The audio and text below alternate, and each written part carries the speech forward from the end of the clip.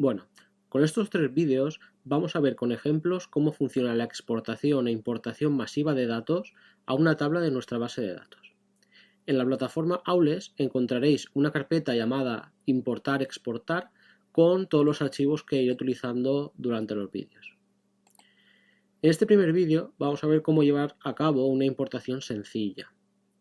Imaginad que nos pasan un archivo de texto plano con los datos que queremos importar a una base de datos ya existente o bien que nos piden crear. Lo importante será conocer el formato en que vienen estructurados esos datos. En este caso, si os fijáis en la carpeta Documentos, vamos a utilizar el archivo pasodobles.txt. Si abrimos este archivo, veremos que aparece una información como es el código del pasodoble, el título del pasodoble, el autor del pasodoble y por último la fecha de alta o la fecha en que se ha introducido al sistema.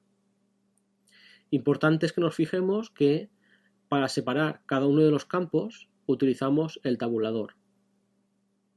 Además, para separar cada uno de los registros se utiliza el salto de línea. Cada salto de línea, un nuevo registro. Y por último también, fijaros que utilizamos el carácter *n para indicar que no conocemos el valor o no queremos dar el valor concreto, es decir, el nulo, valor nulo. Bien, este formato es el que MariaDB toma como por defecto. Por tanto, si tenemos un fichero con estas características, la importación va a ser muy sencilla. Vamos a crear una base de datos con la tabla pasodobles para hacer la importación de estos datos. Bien, como todos conocéis, accedemos a la base de datos MariaDB.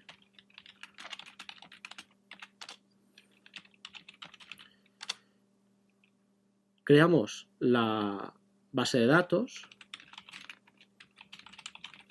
le voy a llamar importar.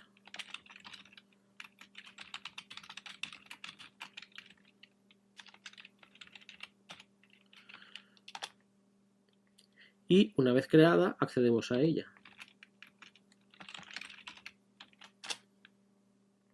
Bien, pues vamos a crear una tabla pasodobles que se corresponda a la estructura que hemos visto en el fichero. Bien, como veis, creamos la tabla pasodobles con la columna obra ID, que es un entero, para el código del pasodoble. El título, que va a ser un texto de hasta 100 caracteres y va a ser not null, es decir, va a ser obligatorio. También tenemos el autor, que son 50 caracteres, en este caso es opcional, podríamos no conocer el autor, y la fecha de alta, que es un timestamp, ya sabéis que el timestamp es la fecha y la hora, y este es obligatorio. Además, definimos la clave primaria, que va a ser la obra ID, el ID de la obra. Bien. Ejecutamos y podemos observar la descripción de la tabla pasodobles.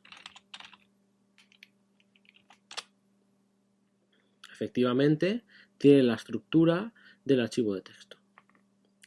¿Cómo vamos a importar los datos? Primero vamos a asegurarnos de que la tabla está vacía. Podemos hacer un select asterisco from pasodobles para ver que realmente no tenemos ningún registro. Bien, para llevar a cabo la importación del archivo vamos a hacer lo siguiente. Se utiliza por defecto siempre load data y en este caso, como vamos a importar los datos de un archivo que tenemos en un directorio local, pues local y infile. Infile es fichero de entrada, luego veremos que outfile será para ficheros de salida.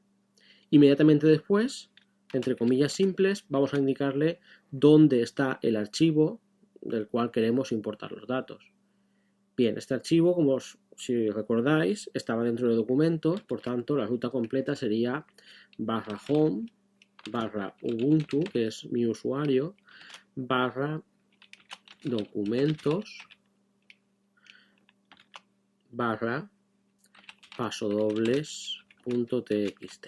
Bien, ya hemos hecho ya tenemos el archivo para importar y tenemos que decirle en qué tabla se va a hacer la importación. En este caso será into table pasodobles, que es como le hemos llamado a la tabla. Si todo va correctamente, fijaros que dice 29 filas. Perfecto, justo las 29 filas que teníamos en el archivo de texto.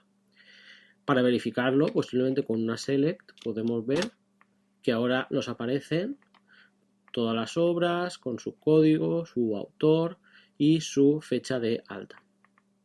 No tiene ninguna complejidad, pero evidentemente tendremos que tener un fichero de entrada con esas características, que no tiene por qué ser así. Fijaros en el null, que lo ha reconocido perfectamente.